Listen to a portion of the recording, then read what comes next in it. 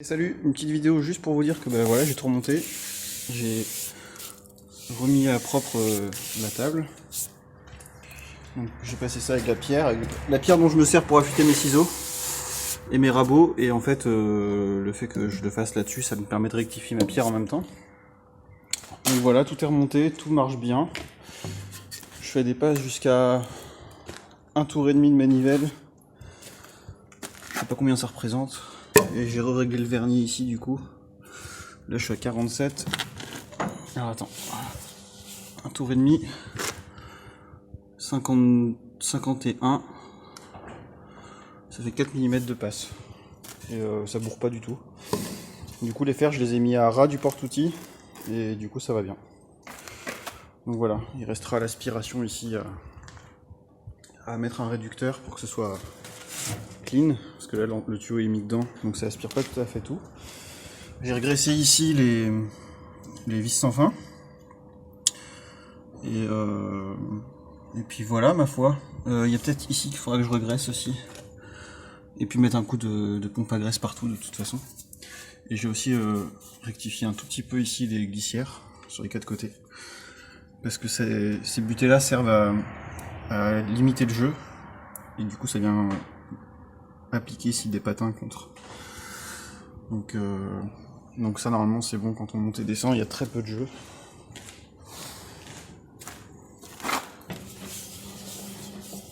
Là, j'essaie de fixer.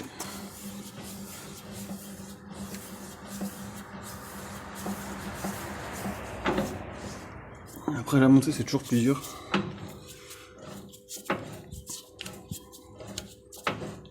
Mais bon voilà, ça le fait. En tout cas c'est tout. Hein. Donc voilà.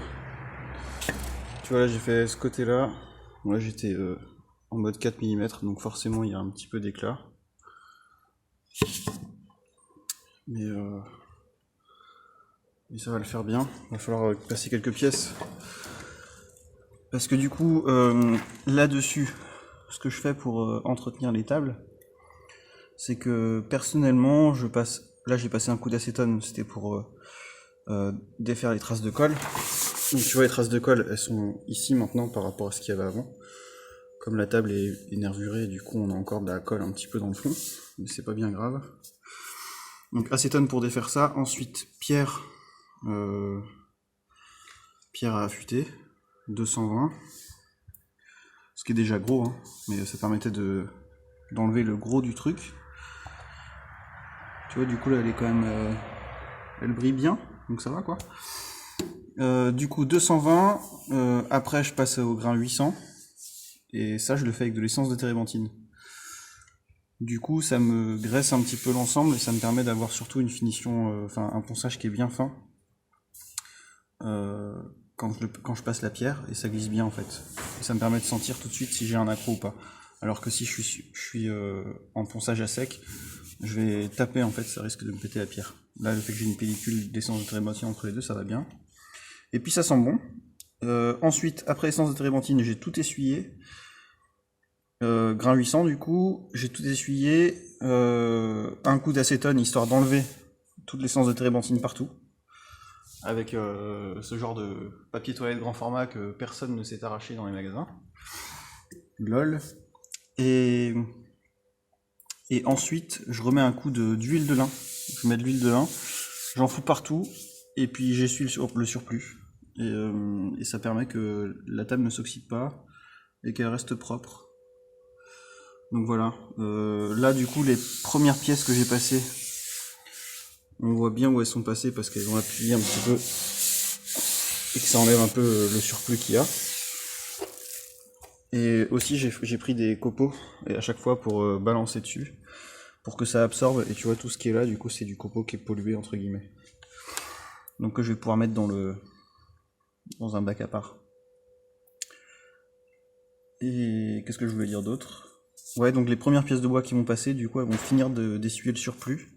Donc faut pas que ce soit des marches, des pièces de bois que tu vas mettre en finition tout de suite. Il vaut mieux prévoir d'avoir un peu de dégrossi à faire d'abord sur ton débit.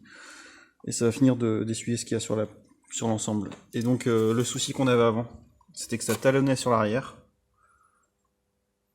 Et là tu vois, là c'est nickel. Et là c'est nickel aussi. En fait les fers étaient beaucoup trop sortis parce que ils allaient pas dans le fond. Et donc j'ai enlevé tous les petits ressorts à fil qui sont dans le fond des pièces. On a recommandé du coup les fers qu'il fallait bien.